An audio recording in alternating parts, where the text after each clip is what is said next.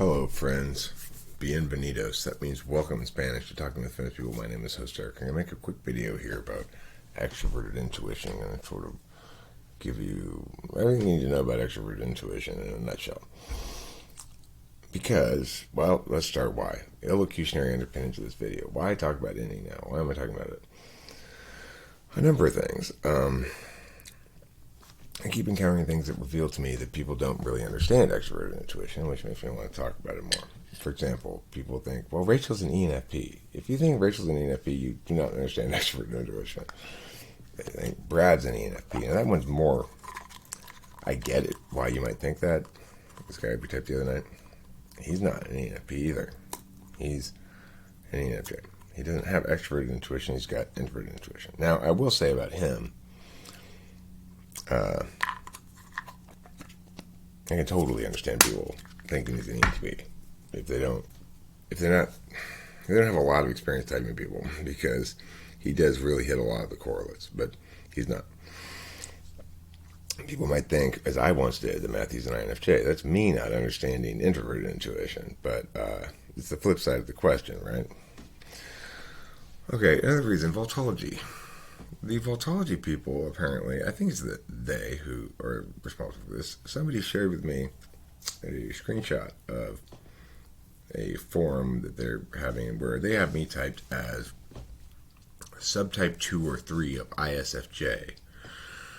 Now, this is hugely revelatory about why we don't want subtypes. Subtypes are stupid, silly, unnecessary, unjustified, and confuse things. If there's 3 subtypes of ISFJ and one of them looks like ENTP exactly in terms of their correlates, forget about processes for a second, then how can we possibly make a meaningful distinction between them? And remember, those sort of subtype things are all correlate stuff. It's not process stuff. There's no mechanical reason to presume that there be any subtypes. So voltology thinks I'm an ISFJ. A special subtype of ISFJ. Shreddy Chandran makes me want to talk about extroverted intuition because I see her using it so much, and sometimes, at the same time, also not even sort of recognizing that's what she's doing sometimes. Like, even a strong extroverted intuitor like Shreddy Chandran, who's just bursting with extroverted intuition, doesn't necessarily know what it is, right? YT channel pathway stuff. Well, the other reason is because Power Red Bull put, hey, can you put a little bit more actual content and just less random live ramblings? Yeah, I'm on it. I know. Look, I get caught up in slab stretches. So right now, I have just had this month of just freaking slab. It's just the slot machine just paying off, right? Of new girlfriend and just having fun, fucking my brains out, yada yada. I shouldn't have said that because now I'm going to get demonetized. God damn it, Eric. Okay, anyway, forget that. Let's move on. But I do want to get back on track here, so this seems like a good topic and it's been on my mind. The frame here. Regarding the frame, so what do I mean by this? When I'm talking about extroverted intuition, I'm talking about it as a value, as a process, as an attribute even, maybe. But, so let's clarify. There are 2 kinds of values you have depending on where a function is in the stack, and they're instrumental and absolute. For me, the odd numbered ones are absolute, the even numbered ones are instrumental.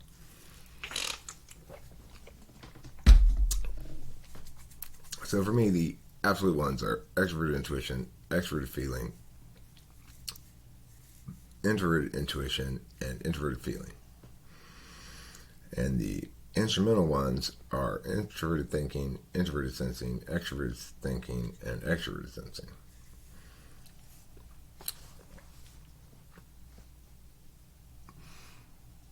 What does it mean to say that extroverted intuition is an absolute value? Well, the value of extroverted intuition is novelty. And for me to say it's an absolute value is, if there's no resonance on that for me because it's an implicit absolute value, then it can't legitimize whatever it is. Or it's like if a framed event of some sort is happening on a field that denies the legitimacy of extroverted intuition, then I won't want anything to do with it. So, however, it doesn't necessarily give me satisfaction in and of itself to be extrovertedly intuiting, because I'm always doing that. It's my implicit time frame. We have to recall as well that when we're talking about any cognitive function, we're always talking about a process that occurs in the present, but that the process in the present has relationships to abstractions called the past and the future. To understand those things, we need to realize that fundamentally, cognitive functions is talking about information flow. Information flows away from you, towards you, or bubbles up from within you, or you have to handshake between different kinds of information. Just like with computers.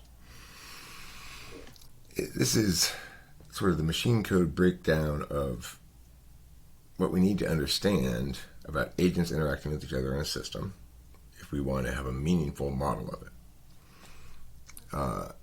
Additionally, it should be noted that something ought to be said about a prime directive. What's actually motivating everything here? Like, what's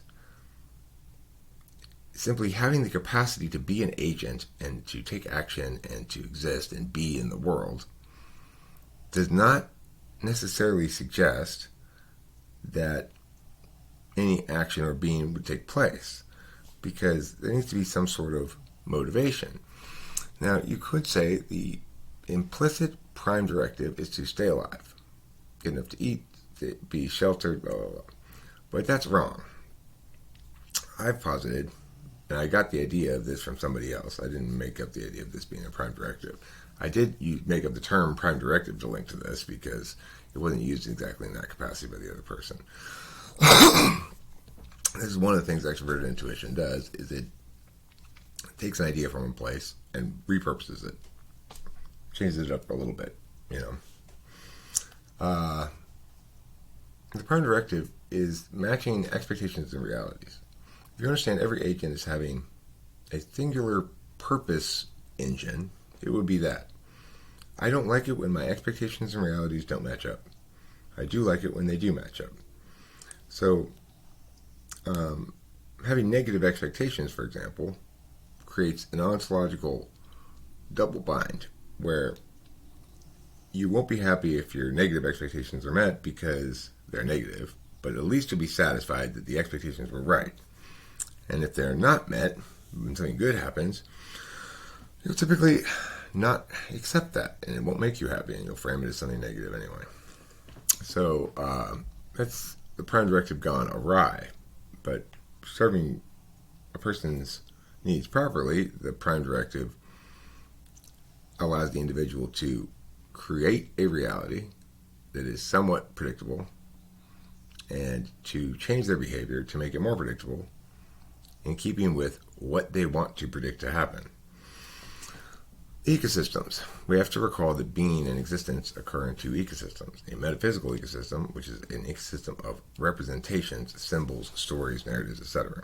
That's where the past and the future exist. It's also where timelessness exists, the world of conditionality, where I can ask an if-then question, and we can walk through the conditionality to one outcome, then we can walk back and say, well, let's try it the other way. Try it the other way. We can't do that with causality, really, because, well, for most of life, there's a slope, not merely a fork in the road. And once you start going downhill on one ski slope, it's very difficult to walk back up and go down the other slope. There's that quality to the world as well. So we do tend to get trapped into our slab channels, our narrative channels, or our actual physical channels. Like if I hike out into the woods a mile, well, then I'm stuck having to hike back a mile. There's just no avoiding that shit. So dimensionality in ecosystems are important. It's important to recall that there's action on the metaphysical ecosystem. That's what extroverted intuition is. Putting information metaphysically is what I'm doing right now. It's talking. There's action on a physical ecosystem. That's what taking a hike out a mile will do. That's taking actual physical action. And both actions have consequences. Both actions commit individuals to owning the inherent burden of having taken action. I have to own my words. I have to be responsible for them. Like, you said all this shit, Eric. I can quote you here. You said this. How do you defend yourself, Eric? That's the implicit responsibility of anybody who takes metaphysical action, which is to say, speak, is they're then responsible for their words. Just as the implicit responsibility of anybody who takes physical action is to be responsible for the impacts. If I take the physical action of punching you in the face, I'm responsible for it. If I take the physical action of, diving to push you out of the way of a car that was about to hit you and save your life, I get credit for that too. So it's important to remember that your identity links to the information that comes out of you, and also to what sort of information comes towards you. Dimensionality is something I talk about in socionics, which I don't talk about very much. They say certain cognitive functions are easier to use in one or more dimensions. You can use it in real time. It's very easy for me to use FI in real time. You could use it across time. It's very easy for me to use extroverted intuition across time, like to use it wisely, which is to say, to know when not to use it across time as well. I can't potentiate out this one with any meaningful impact. I can't come up with all the possible ways it's going to play out because there's too many possible ways it's going to play out. I don't have enough knowledge, or I don't have enough clarity on the antecedents to understand what the consequences are going to be. Okay, so it is true that people use functions in different kinds of ways, and the dimensionality is sort of a thing, but I don't have a taxonomy of it, and I don't like socionics' taxonomy of it. I don't think it's correct. Okay, and the reason is because it depends. Sometimes I can use my feelings across time if in fact any time that I'm remembering the interests of somebody I care about a lot when they're not there, I'm doing exactly that. Regardless, dimensionality is something to consider.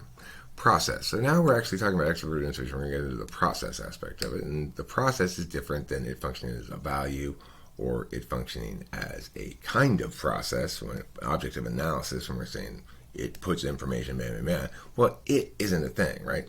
People who are attending via extroverted intuition right now are putting information by talking, and or are doing it internally by potentiating out different things in their head or whatever. That's the process understanding of it. So in isolation, can you have extroverted intuition in isolation? Well, in isolation is simply the process of diverging from familiarity. So if, and we'll talk about how that plays out in the example in number 4 here, the poem that I wrote for the thing. Ken just put a comment saying that she wanted me to come up with some line that rhymed with some other line she had. So she put down one line, and I wrote a poem out of it. And I did it because I really liked the line that she wrote down. And I don't know, I just rolled with it. But anyway, I'll talk a little bit more about divergence from familiarity and how that plays out, and how it correlates, or how it cooperates with introverted intuition to frame that into something more meaningful. But so most of the time, extroverted intuition can be best understood by talking about it being paired with another function as a framing thing.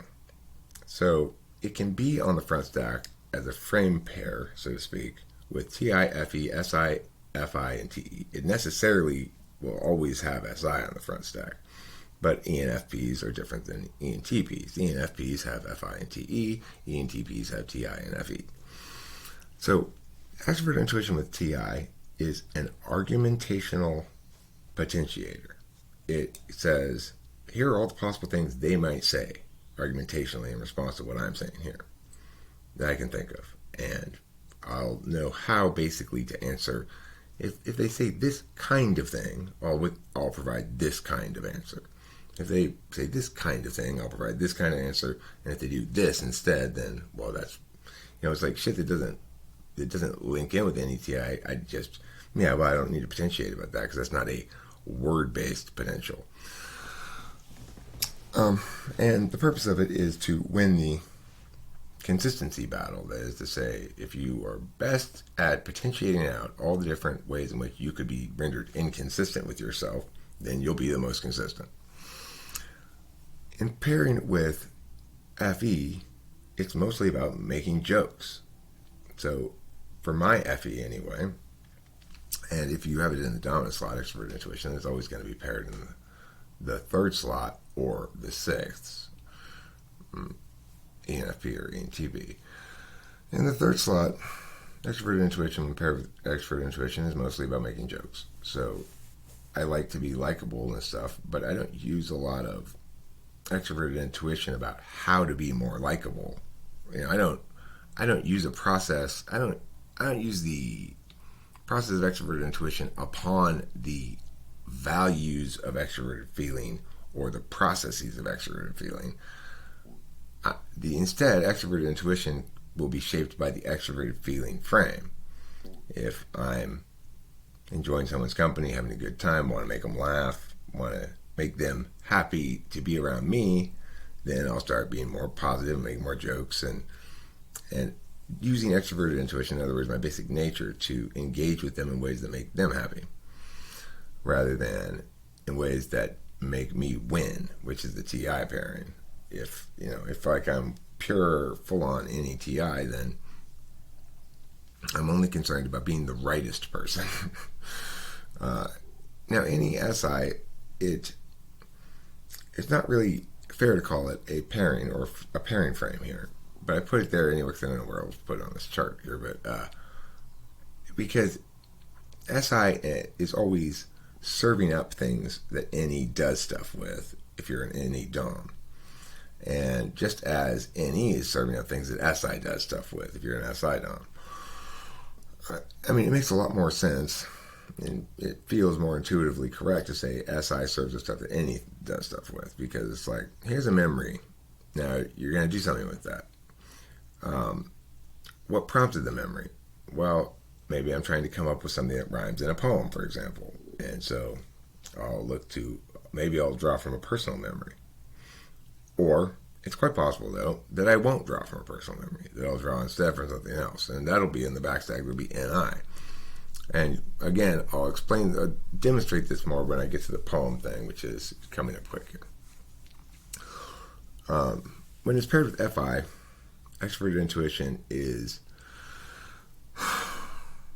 I don't feel as though I can adequately explain the good parts of being FI, NE, FI, because the only way I can really explain FI with NE is to say what it doesn't do, What it doesn't do is hold people to account for their words. It assumes their words are clumsy approximations of their meanings. What it doesn't do is prioritize justice over harm prevention. It tends to prioritize harm prevention over justice. That's FI in general. So what does that mean for an extroverted intuition, Dom? With FI, like an ENFP, well, it tends to mean that they end up having politics that support horrible oppression because they're so desperate to not be oppressive. And it's unfortunate. They don't respect individual rights very much because they think, but they don't really think they don't. They'll be like, well, we have to get the rich to pay more taxes, and not realize that the rich are not this pool of evil that you can do stuff to. It's somebody got successful for some reason, and it's probably with good reason, and punishing them for their success is not a good thing. But that's the ENFPs. They don't use, FI is not the appropriate process to use about public affairs. It is the appropriate process to use about private affairs. And so extroverted intuition with introverted thinking is just as clumsily bad and facepalmy in personal relationships. I mean, well, I stayed in this horrible relationship for 2.5 years, even though I didn't stay because I had low self-esteem or anything like that. It wasn't like I was beaten down or anything like that. I stayed because I was stubborn and logical rather than using my feelings at all. She kept hurting my feelings over and over and over and over and over and over again. And I just kept saying, the problem is, though, she's not right. If she were judging me correctly and hurting my feelings with true statements of condemnation that I could respect at all, then I would be responsible to change, obviously. But since she's not right, she can't say those things. It doesn't make TI sense. She's being inconsistent. She's being unfair. She's being a bad FE team player. And so I stayed there and fought the fucking battle, tried to win because I was right and she was wrong. But that's when you should not use TI. It doesn't matter if I was right and she was wrong. I was, she was, but it doesn't matter because what was the wrongest thing of all was for me to endure that suffering. So obviously an ENFP wouldn't find themselves in the situation that I found myself in because they're not using the stupid function where it doesn't belong. TI is the stupid function and it doesn't belong when it's used where it doesn't belong, namely your attachment to other people and your relationships, interpersonal relations. TI is the moron function in that regard. So is FI about public affairs. So, you're going to get massive morons in the NE DOMs. Either moronic about themselves and their personal relationships or moronic about the world. It's unavoidable. TE. Now, this is an interesting one. When extroverted intuition is paired with TE, it basically tends to be very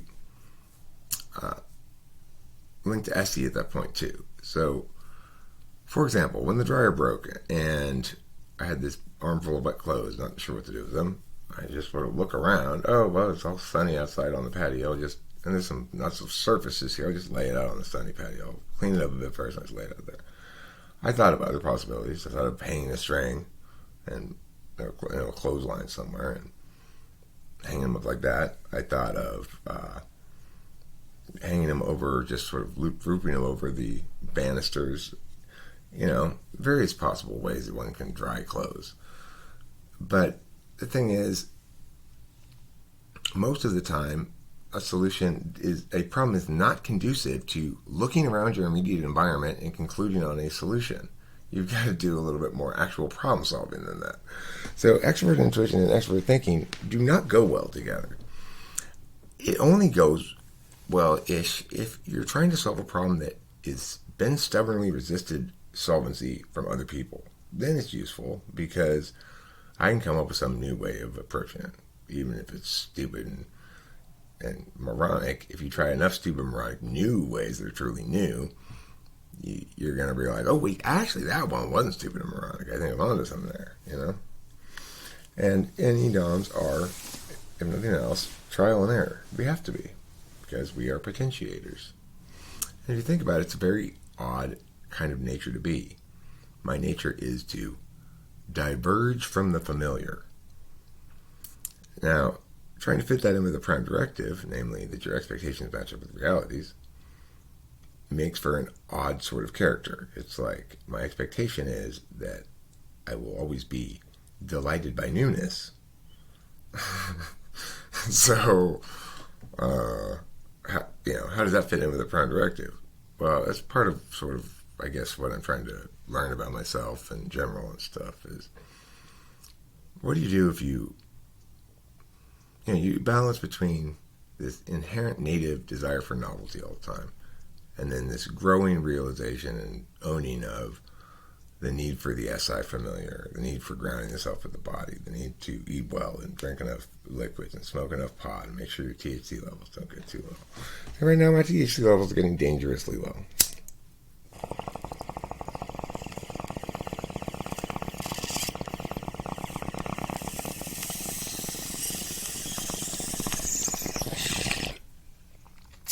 self-care is an important component in good health. If I want to have a healthy cardiovascular system in which, my lungs do their job, they process what they need to do. They need to get things out of stuff. Sometimes they need to get oxygen out of air. Sometimes they need to get THC out of smoke. Sometimes they need to get nicotine out of smoke. If they're going to be empowered to do their job right, then I need to pull more bong rips. So that's the kind of growth in admonishing the self in your fourth slot area that I think the extroverted intuitor is likely to attain sometime in their 40s. Let's move forward now onto the backstack pairing frames. So the other thing is, it's true that an extroverted intuitor is going to be defined very satisfying, juicy, kind of, SI stuff. It's true. But the weird thing about SI is it's the most personal function, maybe even more personal than FI, although that's just as personal, I guess. I guess FI is the most personal. But SI is, SI is just as personal, it's just on a different, it's just a different kind of personal. Instead of a personal metric, it's a personal knowledge frame, that experience equals knowledge, that one can learn things by trying them. It's a frame that infests the ISFJ down to their very being, the ISTJ. My mom still says, oh, sure, I can do this. I've done this many times. Whatever it is, whether she's done it before or not, And that's her justification for whether or not something is okay or not. Oh, yes, I've many, many times have I done this. I have much experience. I've been there a lot of times. It turns them into a being comprised of their experiences and the ontological implications thereof. Introverted intuition, on the other hand, is something that removes the individual's particularism from their experiences and highlights the ways in which elements of their being are universally communicable, represented as symbols and able to be expressed or communicated to other people. Extroverted intuition is at its best when it's being constrained and or driven and or directed by introverted intuition. Of course, if you're an extroverted intuition dumb, you ignore introverted intuition most of the time, as you have to in order to consciously be awash in a reflexive, attentional channel called divergence from familiarity, seeking of novelty on a metaphysical plane. I just say, talk. Talk is not conducive to, or is not necessarily, you have to ignore truth if you're going to talk. In other words, if I say, well, here's one possible thing, here's another possible thing, here's the third possible thing, here's the fourth possible thing, then I have to be ignoring which of those possible things is the best, which of them is determinate. I'm still operating under the assumption that there's no clear determinate thing yet, because I can come up with a lot more possibilities as to what might be determinate. If that's the case, then I'm ignoring the reality in which things already are determinate, namely NI. So resonating with NI, in other words, potentiating determinate things, is really a matter of managing your frame jockey self. And as the ENTP gets older, they get increasingly good at managing frame jockey stuff. So, in other words, I can potentiate out a bunch of correct or determinate things if I have the frame right. And I can be ideating without losing a tether to the synergistic, determinate kind of quality of NI. Also, linking with FE for me to make that sort of thing that pops as universally cool, whatever it is, a video, a music, or a picture, or whatever. I'm always seeking that, really. That's what my ontology is really seeking. My ontology requires introverted sensing, and I do find it juicy sometimes. But what I'm really seeking is for my extroverted intuition to be married to introverted intuition, such that my potentialities are always true. Now let's talk about SE as a backstack pairing frame. If I'm pairing SE and NE together, then I'm either doing the boring part, let's just say uploading this video after I'm done, making a thumbnail, and and all the boring ass shit, or I'm looking around because I'm making a story. Once upon a time, there was a boy with a hula dancing lamp. There's a hula dancer lamp right there. I don't want to show it to you. Mess with the camera. Regardless, that's extroverted sensing providing for extroverted intuition. Something to go off of, something to build off of. All right, now, lastly, I want to talk about... So basically, you're almost never going to have extroverted intuition in isolation. Amongst the extroverted functions, it's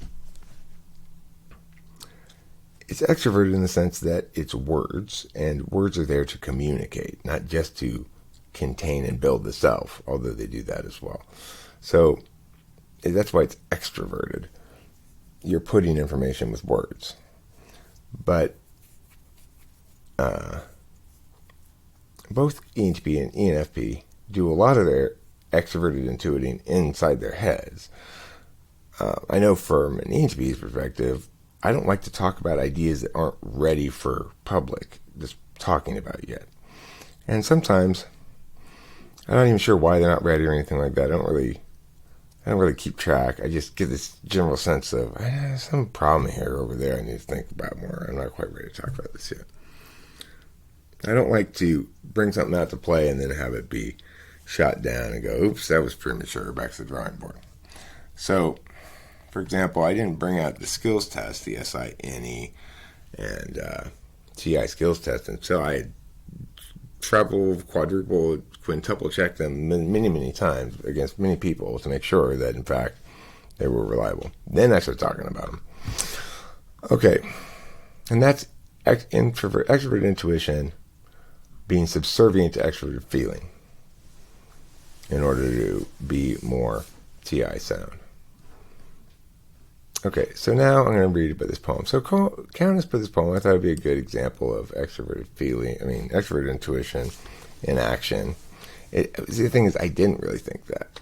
Let me clarify what I thought. I was like, ooh, I want to write a poem based on that.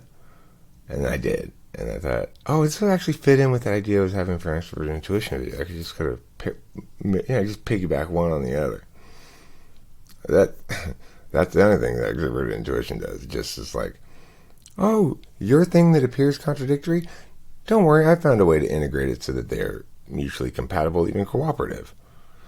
Anyway, she wrote the line, remember depravity, Vlad, you've done. Remember the depravities you've done, Vlad, right? So her line was, remember depravities, Vlad, you've done.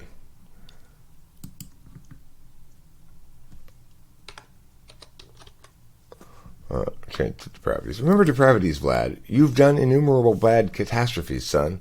Impaling more cavities, Vlad, is one more reason we can't deliver our guns. The stoutest of walls enclose our home. A sturdymost skin surrounds our bones. And girding our limbs we dirge and drone. The narratives bellow our urgency shown. And torches break darkness deep in the night. We wait for your coming, we stand here to fight. So flaunt you your corpses, befouling our sight. Where wickedness burns, our virtue ignites. Okay, so this is like a poem of a town that's about to be attacked by Vlad the Impaler, but they're stout in their readiness for him, and they want to fight back or whatever. I thought, well, I did like this line a lot. Remember depravities, Vlad, you've done. Except I like it better like this, with a period here. I like this whole stanza a lot.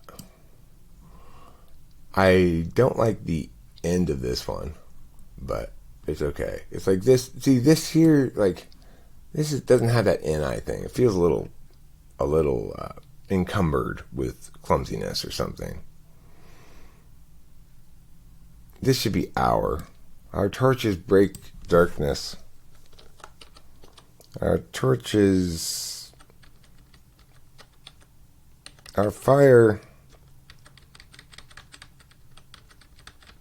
shakes darkness. Our fires shake darkness deep in the night, awaiting your coming. We await your arrival. We stand here to fight. That's better. Await your arrival. So this is NI telling me, yeah. That's all really NI does. It goes, yeah, no, just no, like that. Await your arrival, and then I get all like scrunchy face.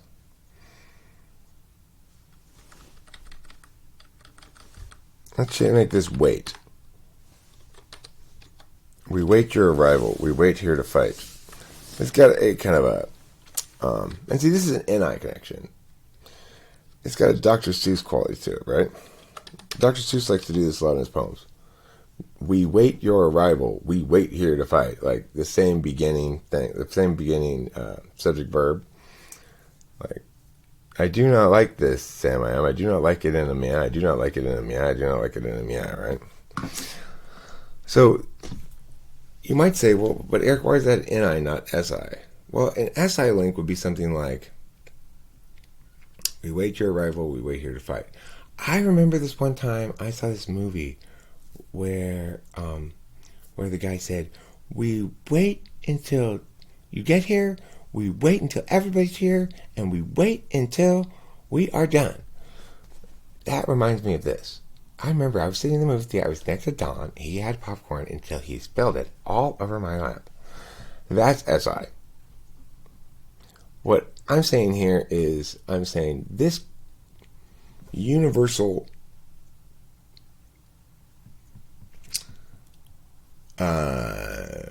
like class of language instantiation is the same as that one over there. Even though that's a Dr. Seuss poem, and this is an Eric poem, and I'm not copying Dr. Seuss, that kind of vibe is, it elicits a reminiscence of, universally, of Dr. Seuss.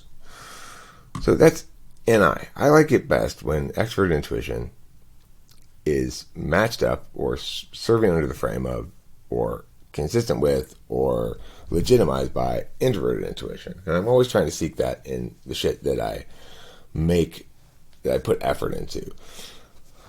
Of course, I'll never stop being an extroverted intuition dominant person, which means for every video that I successfully do an NI hole that is determinate, in other words, where I really do cover the subject of extroverted intuition and explain it in ways that people go, wow, I really understand it better now, or he really covered that well, or something.